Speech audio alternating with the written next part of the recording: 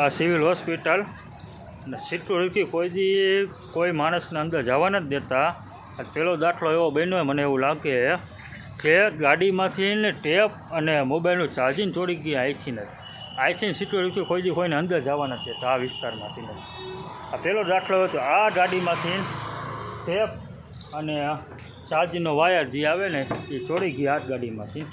આટલી સિક્યુરિટીની બેદરકારી છે. અમને પેશન્ટને મળવા જઈશું તો જવા નહીં ગયા, પણ ગઠિયાને ચોરી કરવા અહીંયા મોકલે છે. ગઠિયાને ચોરવું તો ચોરવા સિક્યુરિટી ખુદ અહીંયા મોકલે છે અહીંયા. અને મારું નામ છે રવિ સાકરિયા. હું મારા ઘરનાને લઈને આવ્યો. ખાલી 15 મિનિટમાં મારા ગાડીમાંથી ચાર્જિંગનો વાયર અને ચાર્જિંગનો ડટ્ટો 700 રૂપિયાનો આવે અને ટેપ 3000 રૂપિયાનો આવે. ટેપ એ બે છે ને વસ્તુ મારી ગાડીમાંથી 3000 રૂપિયા ઉપરનું ચોરાઈ ગયું છે ખાલી 15 મિનિટમાં. પેશન્ટને મળવા જવા આપણે દઈએ ને તો પેશન્ટને મળવા આપણને જવા નથી દેતા, પણ ચોરી કરવાવાળા માણસોને ચોરી કરવા દે છે અહીંયા. આ સિવિલ હોસ્પિટલ આ મારી ગાડી અહીંથી ખાલી 15 મિનિટમાં ચોરાઈ ગયું. ઇમરજન્સીમાં ગયું એટલી વાળી કે બપોર વચ્ચે કેટલી 12 વાગ્યાની આસપાસ, અત્યારે 12 ને 13 મિનિટ થઈ ગયા. 12 વાગે અહીંયા મારી વસ્તુ વહી ગઈ છે. આ આપણું સિવિલ હોસ્પિટલ. હંમેશા સિવિલ હોસ્પિટલમાં આવો ને તો એક જણાને ગાડીમાં બેસાડીને રાખો. ગાડી રેઠી નહીં મૂકીને તમારા ટાયરે ચોરાઈ જાય છે ને તમારું કિંમતી વસ્તુ વહી ગઈ છે.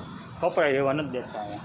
આપણું સિવિલ હોસ્પિટલ મેન જે આપણે જે પાર્કિંગ જે રાખે ને અહીંથી જ્યારે સિક્યુરિટી અંદર નથી જવા દેતા ને એ જ જગ્યાની વસ્તુ એ જ ખૂણાની વસ્તુ રહે. હંમેશા કોઈ જે આવો તો 2 વાર ધ્યાન રાખજો, એમનો વેઢા એટલા ન આવતા. અત્યારે સિક્યુરિટી એવું નામનું કોઈ વસ્તુ ચીજ નથી.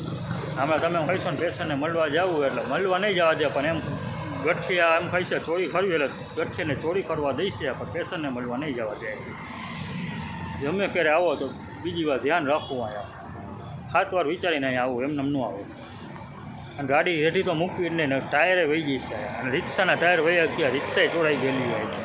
અત્યારે મેં બહાર ચાની હોટલવાળા ભાઈ મેં બધું જાણ્યું, એને કીધું ભાઈ તમારે સારું કહેવાય ખાલી આટલું પીવું નથી, અમારે ટાયરે ન વધે, ટાયર વિના તમારે જવું પડે.